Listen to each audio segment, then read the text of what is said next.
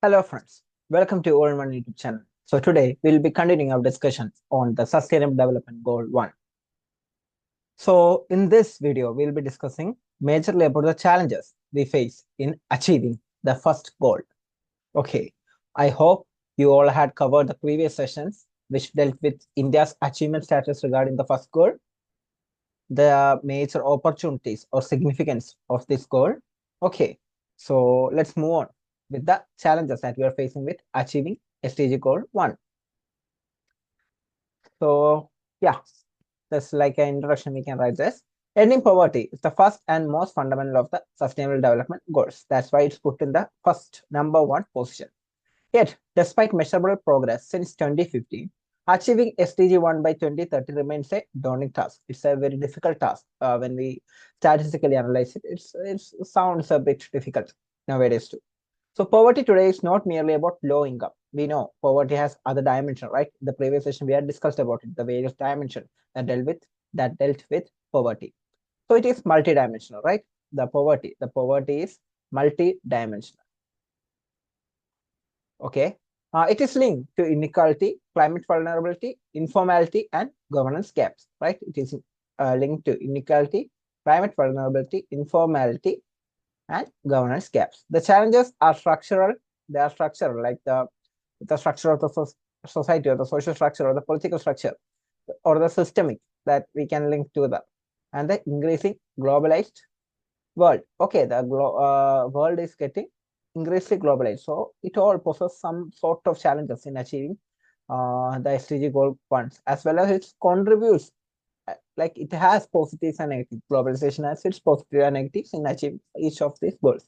Okay, so let's look about the economic and structural inequalities that we face today. So we know not everyone, all of us have the same income. We have Ambani, we have very poor people, we have us. Okay, in the middle range, there are many people. Okay, so we know there's some sort of income inequality. Not everybody have the same income. So there is income inequality. So what's the data in it? Let's look. The persistent income inequality undermines poverty eradication. Okay, so even as global GDP has risen, yeah, global GDP has risen, right? India also is reaping its benefits. India is now the third largest or the fourth largest. Yeah, it's the third largest. Now it's some data says it has India has surpassed Japan and become the third largest economy in the world. So let's leave that apart. So the GDP of every nation is uh, increasing year by year, but the wealth concentration, okay, the wealth concentration has some inequality. Check this highlighted data. The top 10% of the people own the 70% of wealth. Like the top 10% of the people own over 70% of the wealth. In countries like India and across the global south, informal employment, which is often low paid and insecure, limits upward mobility. Okay, the informal employment that we say, like the not the formal one, which are not secure. Okay, maybe the construction workers. Okay, maybe the rack pickers or anything.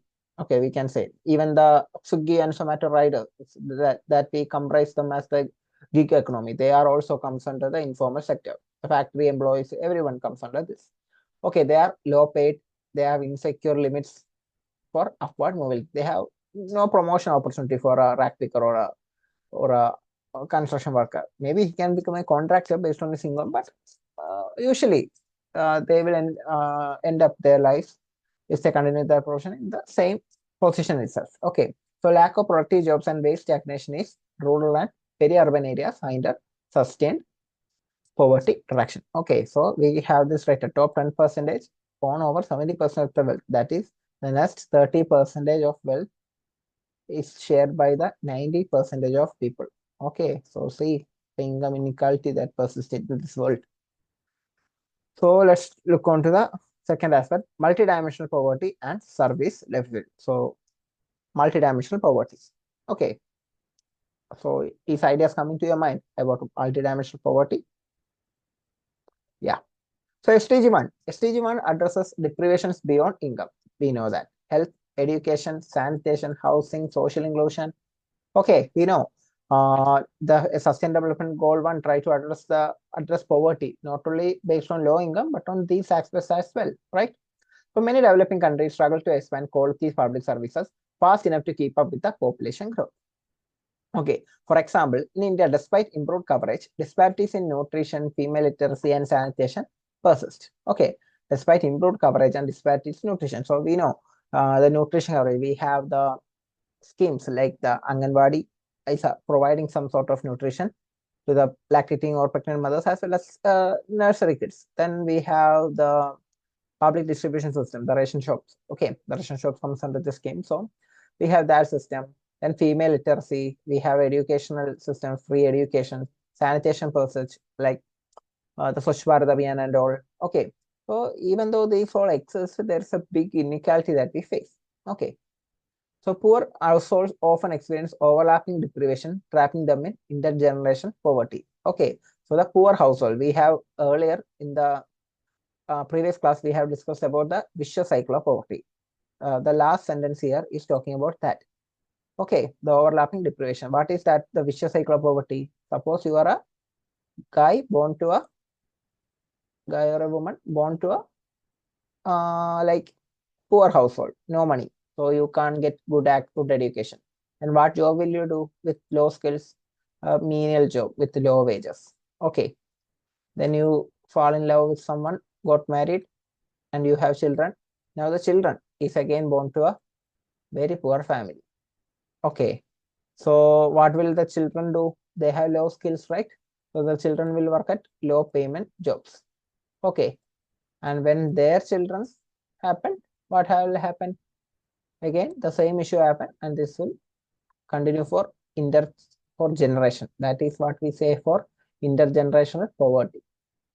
It continues for generation. Okay. Then the third point, incomplete social protection coverage. We say about the social protection coverage in the targets, like in the especially in the third targets, but there is incompleteness there. There are corruption we face, right, in all schemes and all. Then there are other systemic and political challenges. Let's look into it. Although over 150 countries have introduced social protection schemes, only about 40% of the world population is effectively covered. Even there are inclusion and exclusion errors. That is, not everybody is included in it. That is what it's saying. So social protection schemes that only 47% of the world population is covering. Okay. Large informal and migrant population remain excluded. That's a big issue. Informal workers as well as migrant population. Suppose a Malayali or a Malayali working in Bangalore or a Bengali working in Kerala. Okay.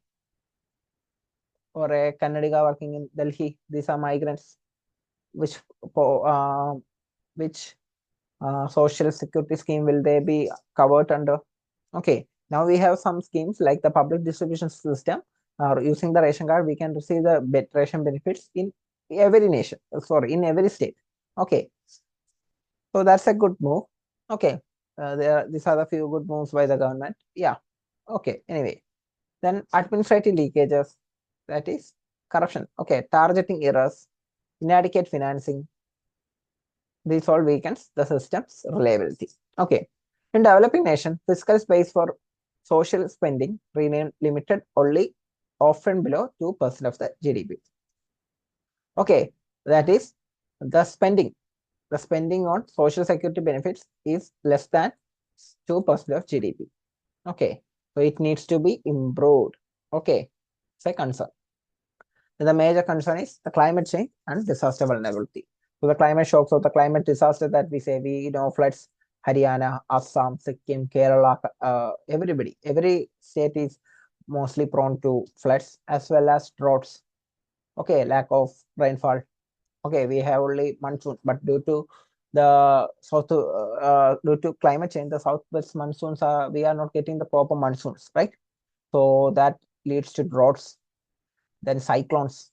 Okay, the warming of the Arabian Sea or the Bay of Bengal and which triggers cyclones.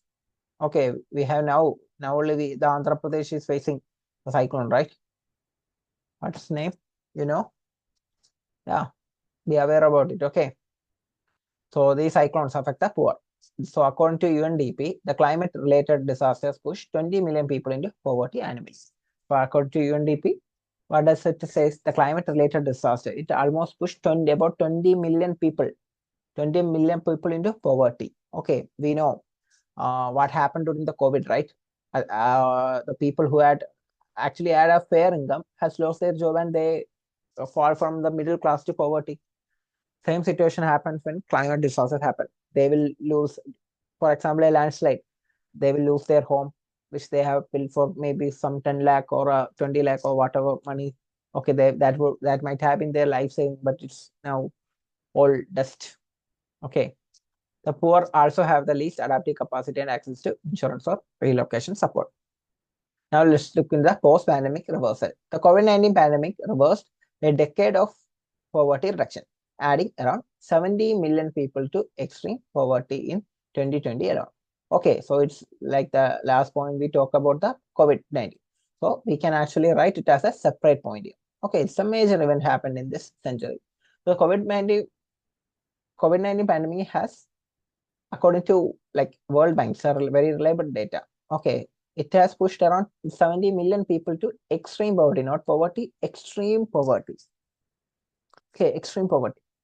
So informal workers, women, and urban migrants face severe livelihood losses. So these are the worst affected groups: informal workers, women, urban migrants. The government employees have not, like, we haven't seen some layoffs or the layoffs by the government, but we have been seeing layoffs by various multinational companies like Google, Apple, Meta, and all, right?